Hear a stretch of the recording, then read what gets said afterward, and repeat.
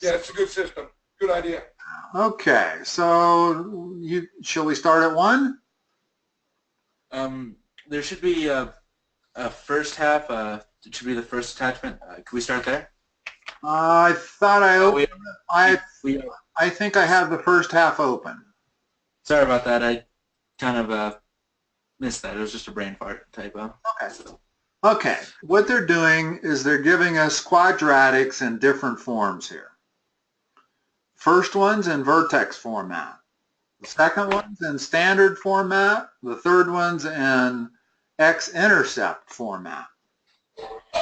So the way you deal with the different formats is differently on each one. In other words, we have a way to get the vertex immediately on number 1. That's the beauty of vertex format. Where's the vertex? Would it be -1, -3? Uh-huh. What's the axis of symmetry? That would be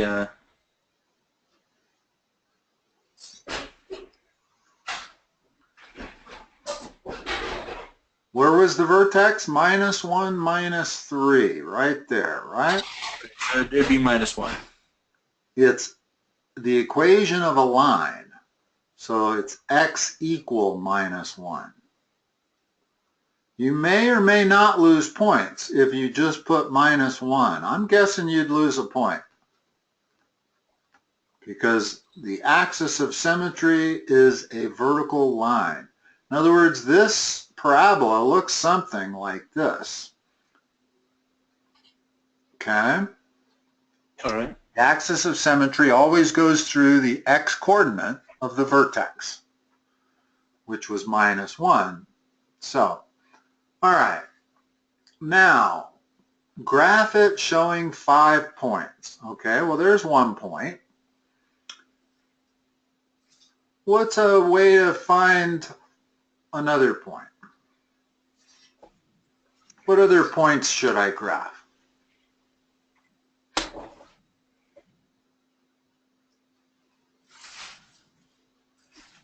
How about an easy one? Let's do the y-intercept. Right. How would you get the y-intercept? Well, isn't the y-intercept -3? No, the y-intercept is when x equals 0. Okay? This here is -3, but it's not the y-intercept. The y-intercept is right there. But the key thing about the y-intercept is that it's when x is equal to 0. Just like the x-intercepts are when y is equal to 0. So plug in 0 for x and tell me what you get for a y value. Okay.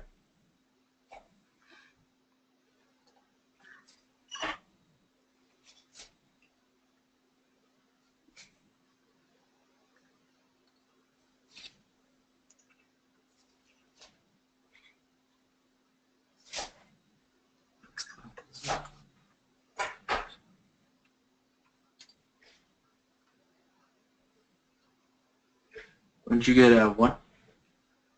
Well, what's 1 squared? 1 squared is 1. Times 2? 3. No, times 2. Oh, times 2. It'd be 2. Now we have 2 minus 3. It'd be 1. I mean, -1. -1. So that point's on the curve. And everything is symmetrical about this line of symmetry. So do we know that point? Yes. What is it? Wouldn't that be 4? -4? Well, first of all, what's the x-coordinate of it? X-coordinate on the line? What's that? Well, I'm sorry, what'd you say? Well, we want the x and the y coordinates of this point here on the left that I'm pointing at. I don't know if you can see me pointing at it or not. We know the y coordinate. It's opposite this one, so it's got to be -1. What's the x-coordinate? It's not 0. Wouldn't it be -4? No. How far is it from this point to the line of symmetry? What's that distance right there? I'd say, but I don't know. Well, it's -1. The line of symmetry is at -1. -1. So that distance is 1, which means this distance has to be 1 more. So that has to be -2. All right. You see why? Yeah, that makes sense. Yeah, what you have to do is figure out the distance from here to here, and then it's the same as that distance. Okay, so now we have three.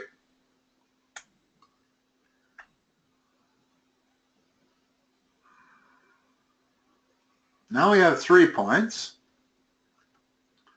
At points -1, -3. What other 2 points should we get? What are the 2 most important points left on this parabola? Can we do the x-intercept? Yeah, those are key points usually. We want to know that point and that point. She didn't actually ask for the x-intercept. I could have actually picked another point. I could have picked that point there, but I don't know what the x-coordinate is on that point. So the one thing I know I can solve for is the x-intercepts. How do I do that? Would you plug in 0 for y? Correct. So let's do that. So we got 0 equals 2 times x plus 1 squared minus 3. Let's solve that for x, and that'll give us our 2 x-intercepts.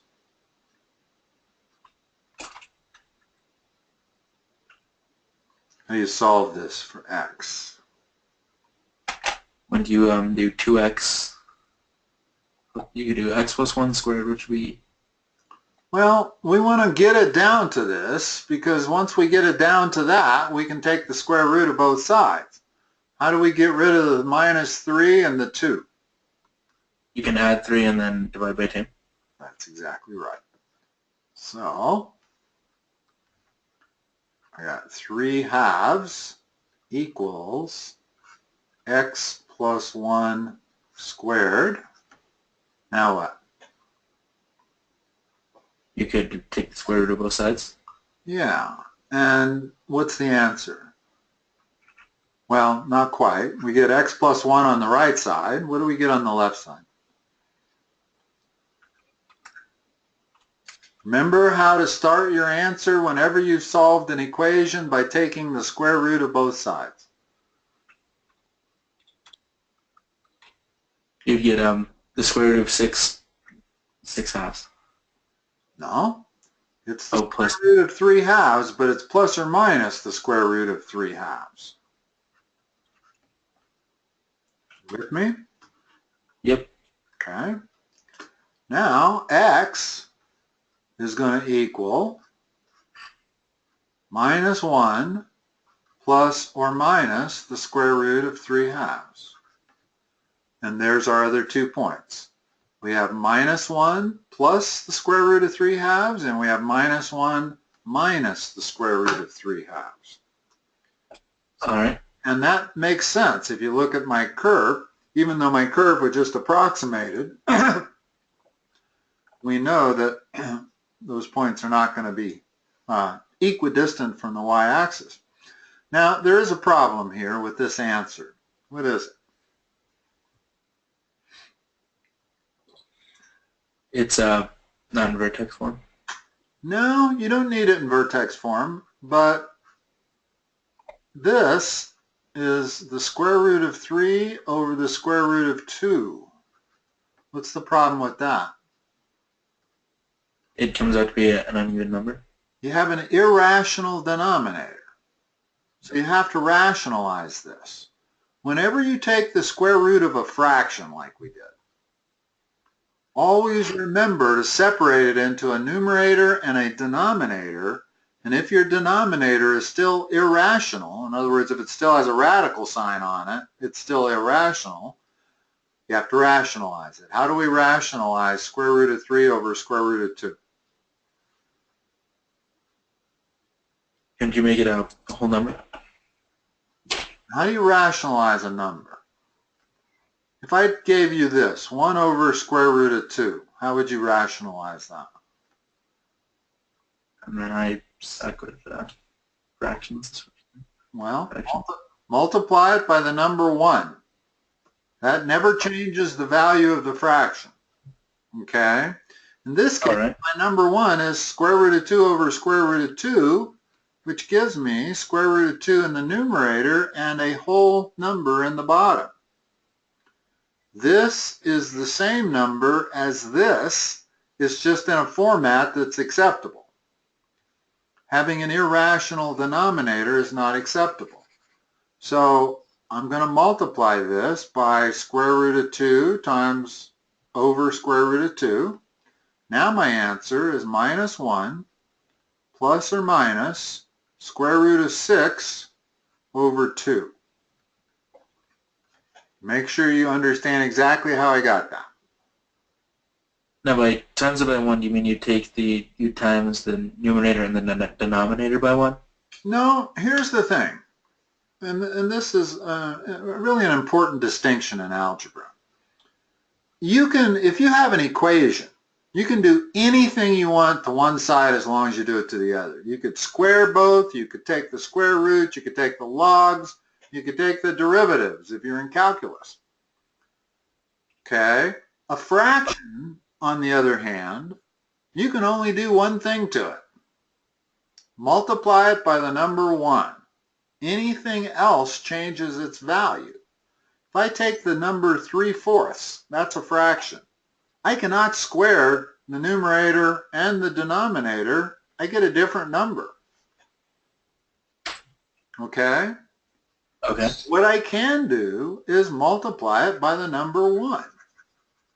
And that's what this is. Square root of 2 over square root of 2 is the number 1. So I'm not changing the value of the fraction. And that's my goal, is to not change it. Our answer is minus 1 plus or minus square root of 3 over square root of 2. Problem is that they'll deduct points from that because it has an irrational denominator. So you always have to rationalize these. At least I think. I'm not 100% sure she would deduct points, but I'll bet she would. If you give her an answer like square root of 3 over 2, that is irrational. So we rationalize it. So this is our answer. And in terms of placing that on the graph, let's go back up to our graph. This point right here is clearly minus 1 minus square root of 6 over 2. And this point over here, which is positive, which means it has to be minus 1 plus square root of 6 over 2. And that is a positive number because square root of 6 is greater than 2. It's somewhere between 2 and 3. Okay? So this becomes greater than 1 added to a negative 1. That's a positive number. So that, actually the way I've written it, let me write it slightly different. I meant to put the coordinates, whoops. The coordinates of this point, that's the x-coordinate. The y-coordinate is 0. Again, over here, that's the x-coordinate. The y-coordinate is 0. And in case you're wondering, that is a proper way of writing that number. I do not want to turn that into a decimal. Okay. Because then I'd be rounding off. If she wants 5 exact points, I've given her 5 exact points on this curve. Okay. Okay? Makes sense. Now, this table over here, that's for the 5 points, or? Yeah, that's for the 5.2. No, probably, yeah, I guess it is, isn't it? Okay. Yeah. So I've just labeled the graph instead of filled out that table. And you can do the same. In other words, what you would do, your top row would be -1 there, -3 there. Your next row would be -2 there, -1 there. In other words, this is X and this is Y. So put all your X values down this way in that column, all your Y values in that column, so that they're across from one another, and so forth. Now let's talk about transformations. What's my parent function? What's the original function here before these transformations? Isn't it y equals x squared? Yes. How many things do we have going on? 3. Okay. What's the 2 doing? The 2 is a vertical stretch of 2. Good. What's the +1 doing? That's a horizontal shift left 1. Good. And what's the -3 doing? Vertical shift down 3. Yeah, and that's what you want to put in those 3 lines. All right. Okay. Let's look at number 2, which is a little different because it's not in the real easy vertex format. So it's a little harder to come up with the vertex, which is always what you want to come up with first. You want the honest truth, is the vertex. That's the most important part of the quadratic. Okay? Okay. How do I get the vertex when it's in standard format? This is standard format, not vertex format. Wouldn't you have to factor it? To me, there's a couple of ways you can do it. You can complete the square.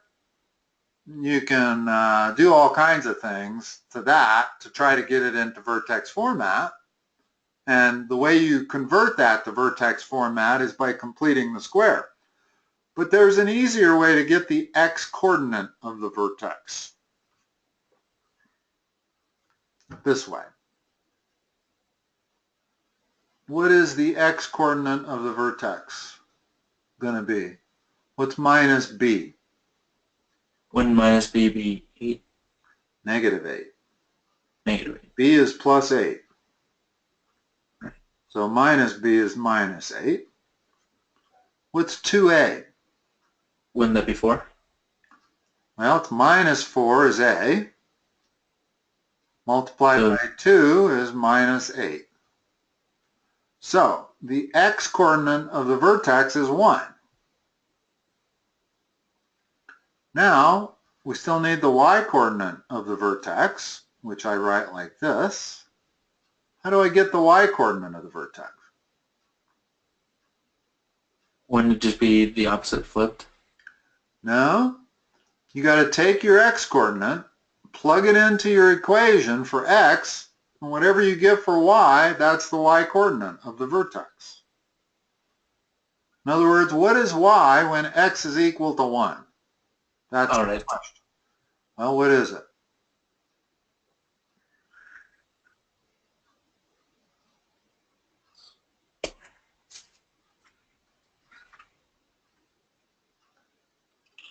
I am not doing too well with me.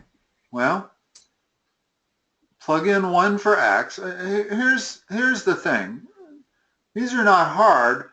I think why you're thinking it's hard is because you're trying to do the whole thing in your head.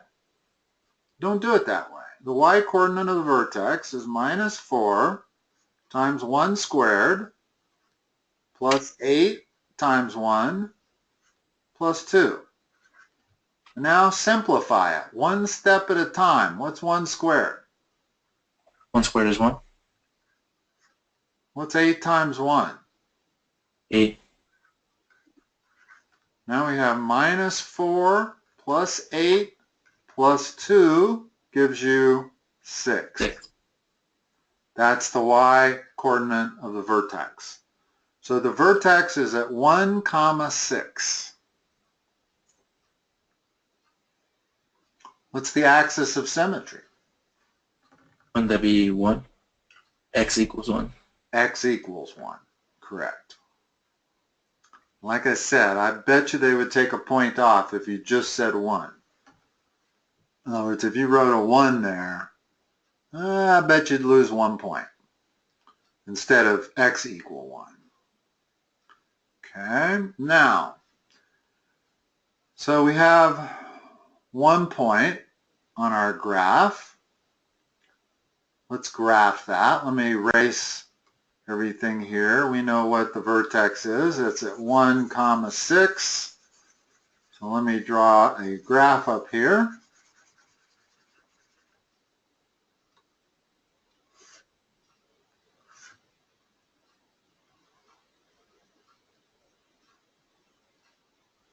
Is this parabola open up or down? When it open down?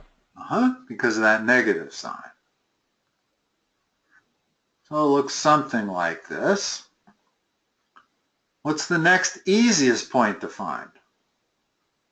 Wouldn't it be the y-intercept? Yeah, the y-intercept is really easy on these when it's in standard format. It's just whatever the constant is. Because I'm going to plug in 0 for x, which takes away that term and takes away that term. So it'd be 2. Right. So that is 0, 2. Now, that's that point. Now what's that point right there? Since they're equidistant, why wouldn't that be 1, 2? What's the Or 2, 2. Okay, now we have 3 points. Let's find our x-intercepts. So I got to set that equal to 0. Scroll down here a little bit so I have some working room. I get 0 equals minus 4x squared plus 8x plus 2. Can I factor that? Because if I can factor that, that's going to give me my answers the quickest. You can. Okay, what's the first step in factoring it?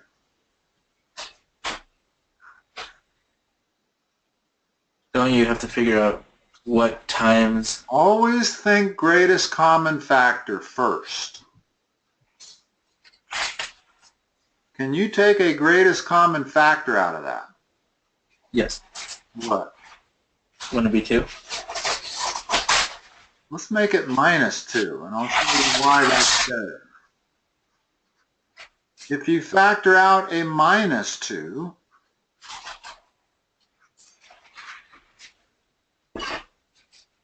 you're left with that. Now, are those two the same? Always be checking. In other words, always distribute that back and see if you get what you started with.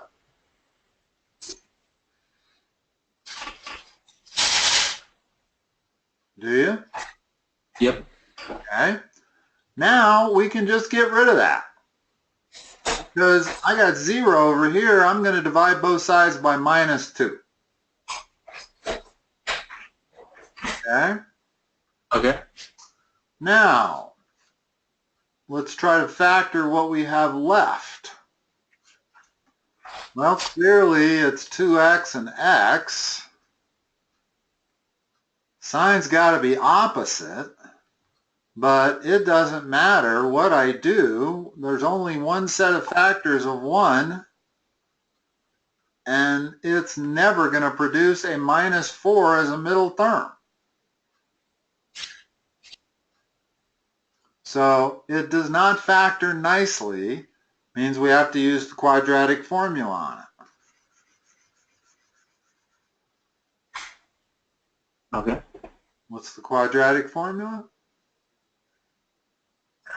I used to know this. It's x equals,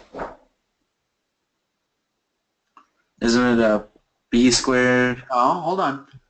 Remember the x-coordinate of the vertex was minus b over 2a? Right. That's the first part of the quadratic formula. only the numerator has a plus or minus the square root of the discriminant, which is b squared minus 4ac. Okay?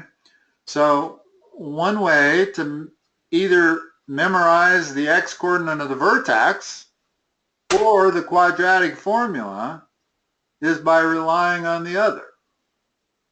In other words, if I forget what the x-coordinate of the vertex is, it's the first half of the quadratic formula.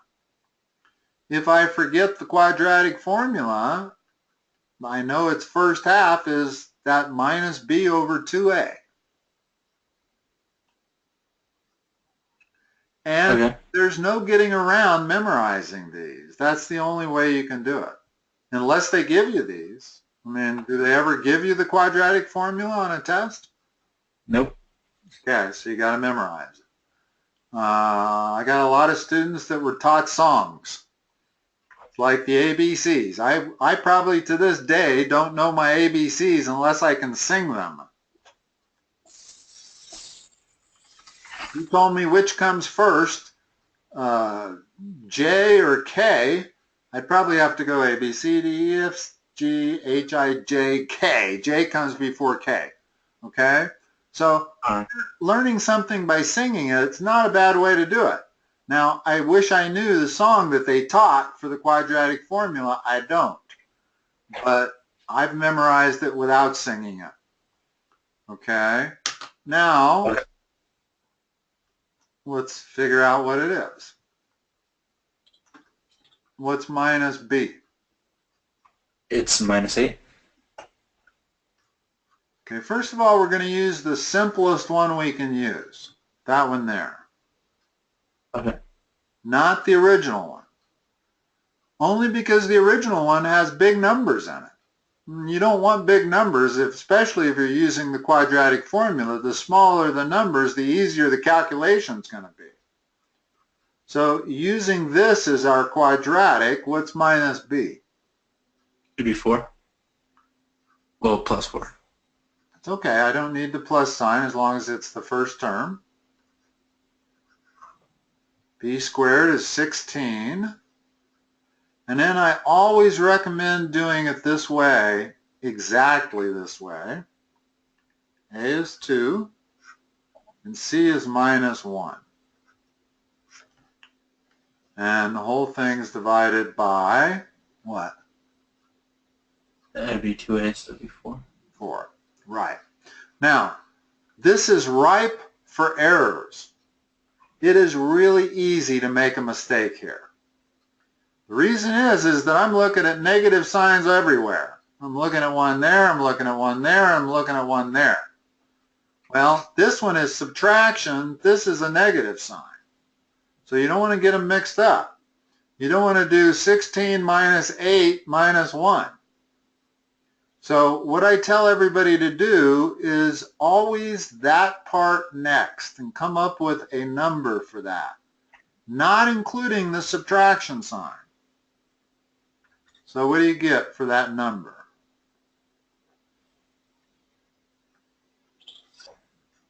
So it would be negative 8. Correct.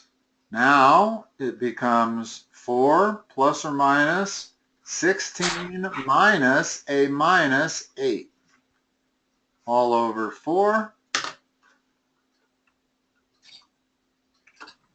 Simplify this.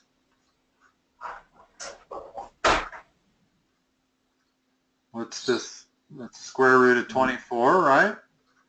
Right. All over 4. Can you simplify root 24? No. Is there any factor of 24 that is a perfect square number?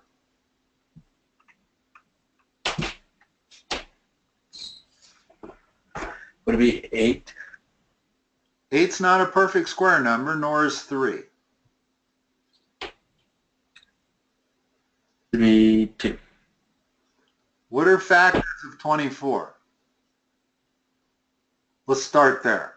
Because when you tell me 2, I'm not sure you're saying 2 times 12, or you're saying 2 is the whole number that comes out of there. factors of 24 are 6 and 4. Okay? So I can write this square root of 4 times square root of 6, and then the square root of 4 does equal a whole number. So I can erase that and put a 2 there. That's how you simplify radicals. Now, is there one more thing I can do? Could you simplify the square root of 6? Or no? No, I can divide top and bottom by 2. Dividing, in other words, I want to reduce this thing. Okay? I cannot divide top and bottom by 4. 2 does not divide evenly by 4. Okay? But I can divide by 2. So that term, I got to do every single term divided by 2. Well, it makes that 2 go away and leaves just the root 6. And I still have a 2 on the bottom. That's my answer. Although, to be precise, we're looking for 2 points, right? Right. So my answer really is 2 plus root 6 divided by 2 and 2 minus root 6 divided by 2. And those are my 2 X-intercepts. All right. Now, the one you can see from the line of symmetry being to the right of the y-axis, that this point here is clearly going to be the plus solution. This point here is going to be the minus solution. So this point is 2 plus root 6 divided by 2, comma 0. And this point over here is going to be 2 minus root 6 divided by 2, comma 0. And now I have 5 points.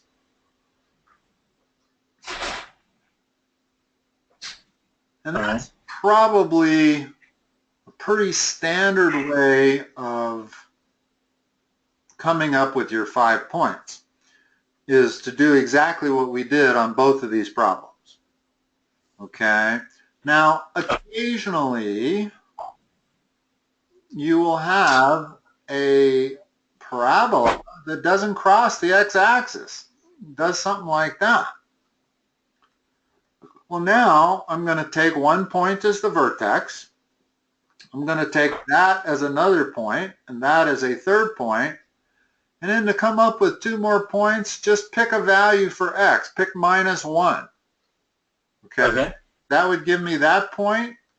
And then pick 1 to the right of that, and that would give me that point. All right. Now, in actuality, any parabola is defined by 3 points. You don't need 5 points. She's only asking for 5 points to make sure you can do it. We do not need it to define the shape of the parabola. The moment I plot 3 points, I know exactly how the parabola looks. It cannot change from these 3 points. Its width is determined. Everything about it is determined once I find 3 points on any parabola. Okay? So we have our vertex. We have our axis of symmetry. We have 5 points. We have our table. Those 5 points. Again, down the left are all your x coordinates. Down the right are all the corresponding y coordinates. Something we didn't do last time was the domain and range. Let's do it for this one, and then we can go back and do it for number 1 after we're done on this one. What's the domain? Isn't the domain the distance between the 2 x's? No, the domain is all allowable values for x. All right, so that would be negative infinity to positive infinity, right? Yeah, in other words, if I look at the graph we came up with, let's see, it was at 1, 6, so something like this, right? Right. And you're right. even though that looks like it's going down, it's also going left. And this is going down, but it's also going right. So if I extend that forever, it eventually goes to negative infinity on the x-axis. So yes, the domain is all reals. What's the range? The range would be negative infinity to 6. Correct. And it would be written this way, minus infinity to 6 with a bracket there. Because 6 is an allowable range. You can get 6. Whenever x is 1, you get 6. Okay? In other words, you know the difference between a bracket and a parentheses, right? Right. Yeah, okay. So another way to express the range would be y has to be less than or equal to 6. That says the same thing as that does. It just depends on whether your teacher wants you to do it in interval notation or not. Have you learned interval notation? Not yet, no. Okay. This is interval notation. It handles it a little bit better if there are multiple intervals. If there's only one interval, then you can get away with this. But if there's more than one interval, you kind of have to use interval notation. What's the maximum or minimum? That I haven't, I was not in that class, so. Well, let's look at this curve. What's the maximum on it? It's a 6 one. Yeah, it's never greater than 6. That's its absolute maximum value, is 6. Okay? All right. If it was like this, then we would want this y value, and it would be a minimum, not a maximum. But it's key that they want the y value there, not the x value. In other words, the maximum of this function is 6. That's the maximum value that it can ever be, is 6. They might ask you, where does that occur? That occurs when y equals 1, when x equals 1. In other words, that maximum of value happens to come when x is equal to 1, but 1 is not the maximum value. 6 is the maximum value. Now, increasing and decreasing. Where, and here they want the answer in terms of x, okay, not y. So what values of x is this function increasing?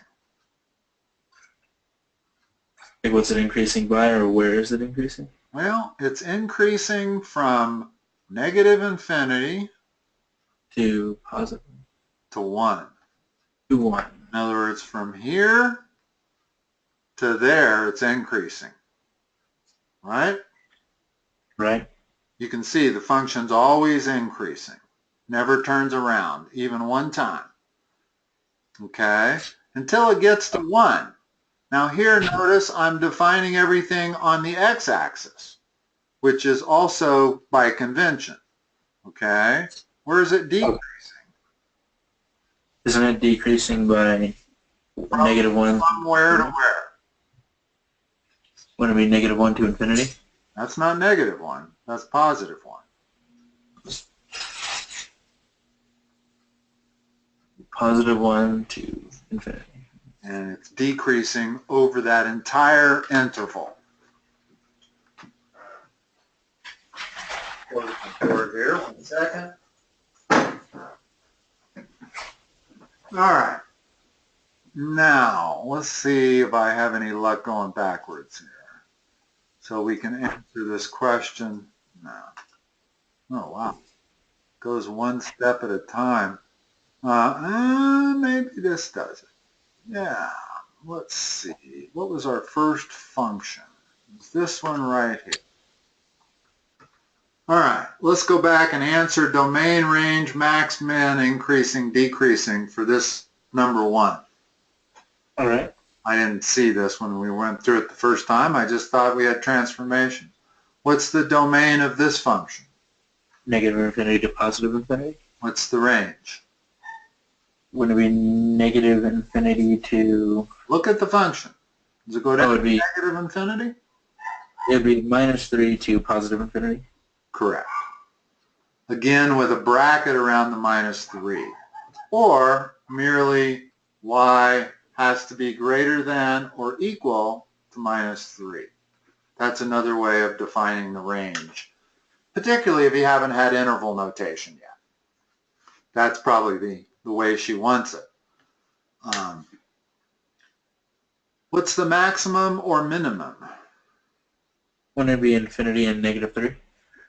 Look at that curve. Tell me where the minimum is on it. The absolute minimum would be negative 3? Correct. And it's a minimum, not a maximum. In other words, what they want you to do here is circle one or the other. In this case, we had a maximum because it was an upside down parabola. In this case, it's a minimum. Whenever the parabola is opening up, you have a minimum only. You don't have a maximum. In other words, that thing will go all the way to positive infinity. So there's no maximum. But there is a minimum. And it's at minus 3. Again, we use the y value there. When they're asking for a maximum or a minimum, they're asking for the y value. Now, it's increasing on what interval? It's increasing. Yeah, and here use the x coordinate to define the interval. Wouldn't it be negative 1? Because it's increasing after negative 1. Negative 1 to infinity. You need the infinity. In other words, they're asking for an interval. And it's increasing on that entire interval from negative 1 to positive infinity. Okay? Okay. By positive infinity, I mean going in that direction, not up. You with me? Yep. Where's it decreasing? Wouldn't it be negative infinity, negative 1? Negative infinity to negative 1, yeah. And I guess the best way for you to write that is actually using interval notation with a parentheses. And it might seem odd that I would use a parentheses here because it can be that, but it's not decreasing at that point. It's doing neither at that point. So it's decreasing only up to that point. That's why I have a parentheses there. And then it would be increasing from negative 1 to positive infinity, again with parentheses. You always put a parentheses around infinity when you're giving interval notation. Okay. But you'd probably get, since you haven't had interval notation, you'd get away with an answer that it's decreasing from negative infinity to negative 1. Okay. And it's increasing from negative 1 to positive infinity.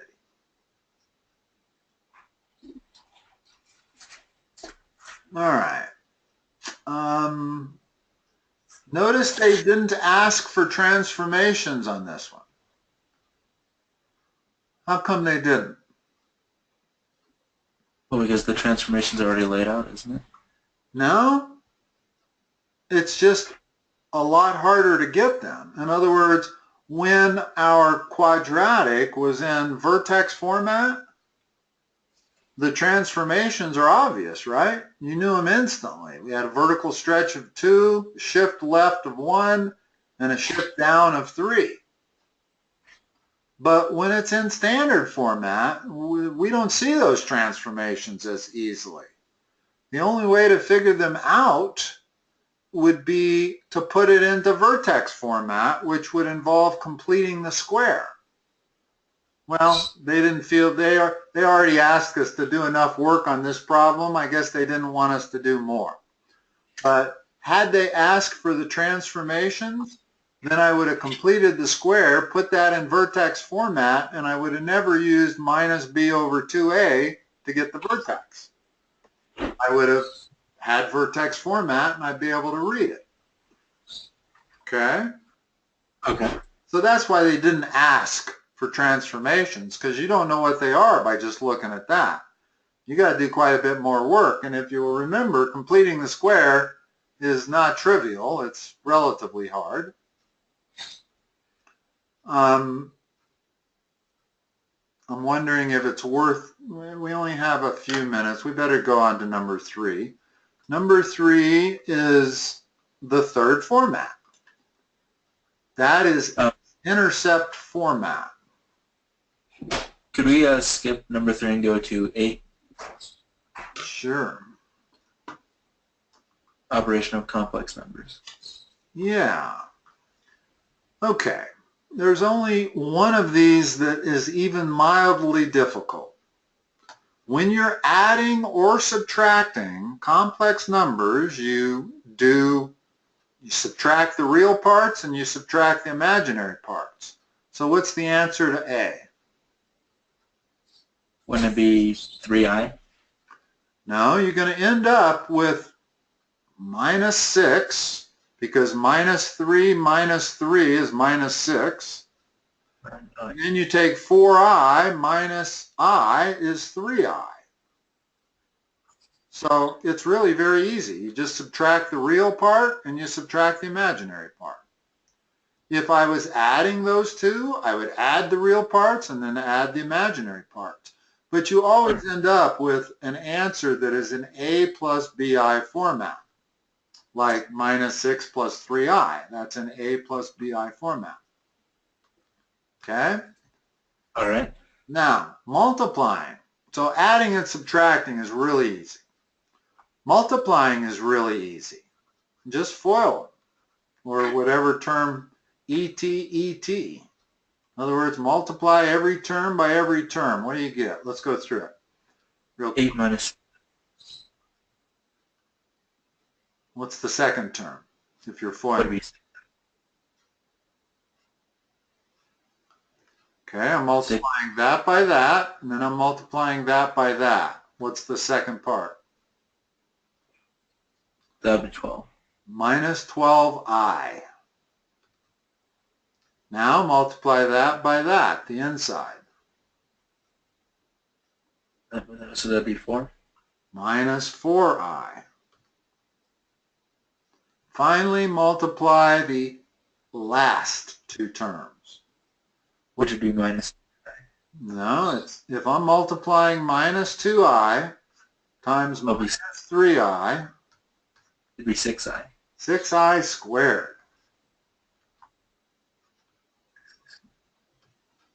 Now, I squared is a nice number to get because you can convert I squared to a real number.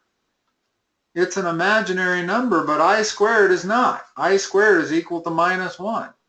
If I equals the square root of minus 1, then I squared is square root of minus 1 times square root of minus 1, which is equal to minus 1.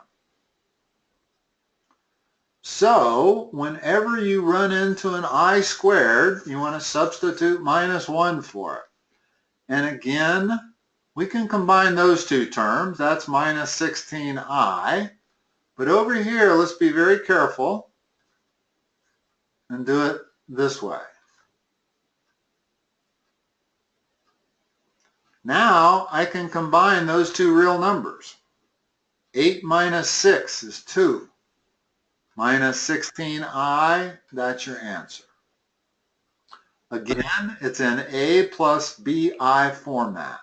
That's A, that's B. All right. Okay? Which brings us to question C. And this isn't really hard either. It's just important that you realize that this is not a division problem. It's a multiplication problem. I have a similar problem. In other words, if I give you a number like that, what's the problem? The problem is I have an irrational denominator, right? Right. Well, I cannot have an irrational denominator. I cannot have a complex denominator. an imaginary denominator, either. So I have to do something that I call, if you're rationalizing this one by multiplying it by that, that's called rationalizing the denominator. Okay. What I'm going to do up here is realify the denominator. And the way you realify the denominator is you multiply it by its conjugate, 1 minus 2i. Okay. Again, I can only multiply this number by 1, so if I'm going to multiply the bottom by 1 minus 2i, I got to multiply the top by 1 minus 2i. With me? Yep. Now, let me blow this up full screen. Let's do the bottom first. And you'll see why that turns into a real number. Foil these two terms together. So you'd have 1 on the bottom minus 2i plus 2i, and then minus 4i squared. Correct. 21 hours. What's that? Oh, it was the computer. Okay. It says the hour. Oh, I see. Right.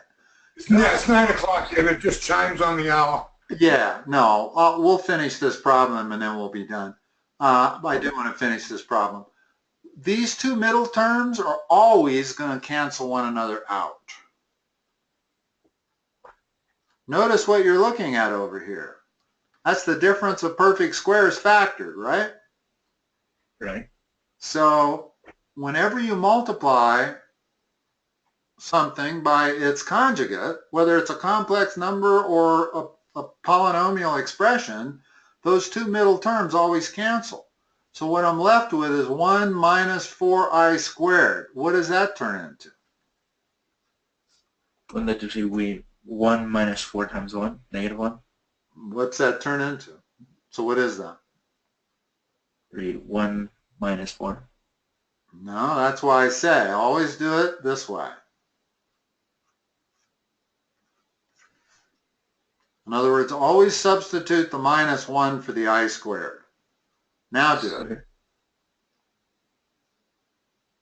What's 1 minus 4 times minus 1? Would it be 1 minus 4? No. Oh, 1 minus.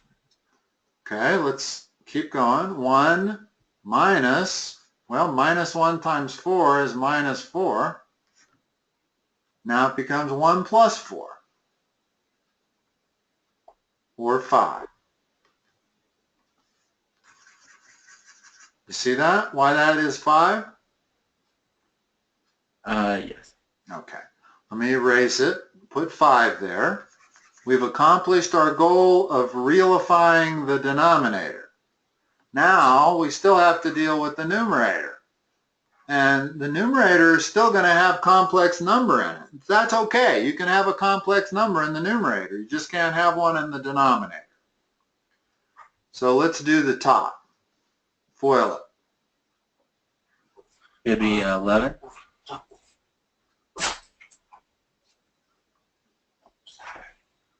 11, and then you'd have 22i. Minus 22i. You can't drop the sign. If I were to just write 22i, this has no meaning. I've got to have a sign in front of it, whether it's plus or minus. I need a sign. Okay. I'm writing an expression. All of these numbers are going to be added or subtracted together depending on the sign of each term. What's the next term? Minus 5i. Okay. And finally, what's the last term? Would it be minus 10i squared? Minus 5 times minus 2. That would be 10i squared, plus 10i squared. Plus 10i squared. Now, whenever you have this combination like this, always convert that to a real number first, and then combine it with your other real number. So what's 10i squared equal to? It'd be 10 times minus 1.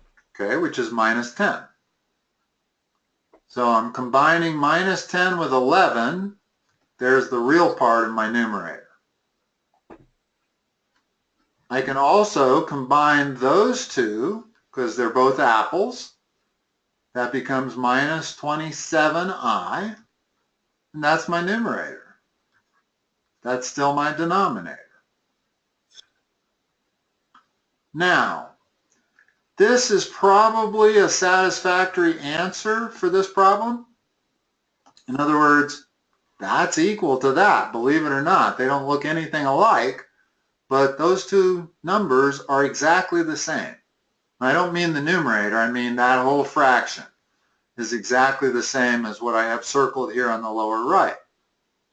All right. There's only one problem with it. It's not in A plus BI format. How could I make it in A plus BI format? Could you just plug in the number? No, split it into two fractions. So it becomes 1/5 minus 27/5 I, and the I, don't put it in the numerator, put it out next to it. Now I've got it in perfect A plus BI format. That's A, that's B, and there's your I. Okay? And this becomes crucial when you start graphing these. These are graphed a little different. You have the real is the horizontal, the vertical is the imaginary. Okay, well, if I wanted to plot this answer, I'd go to 1/5 on the real scale, and I'd go to minus 27/5 on the imaginary scale. And the point would end up right there. Okay. Okay, so the only time you really need it in A plus BI format is if you're going to graph it, I suppose. Unless your teacher has said, put everything into A plus BI format, and then you need to do this last step, which is to split that up into two fractions. Okay. Okay? All right, that's a good place to stop. So just remember that this is no more of a division problem than 1 over root 2 is. In other words, 1 over root 2 is not a division problem either. You don't divide root 2 into 1 using long division ever. For that matter, 1/3 divided by 1/4 is not a division problem. I never do this by dividing 1/4 into 1/3. I wouldn't even know where to begin. What I do is I flip the bottom and multiply. This thing becomes 1/3 times 4 over 1. So a lot of these division problems, at least that look like division problems, are really multiplication problems, including the complex numbers. Notice that at no point did I divide anything. I multiplied the bottom and I multiplied the top. So all I did was make the bottom real instead of complex. Okay. All right. Patrick, that's a good place to stop. All right. Thank you, David. You're welcome. Talk to you guys next time. Yep, definitely. Bye-bye. I'm going to need more work, so.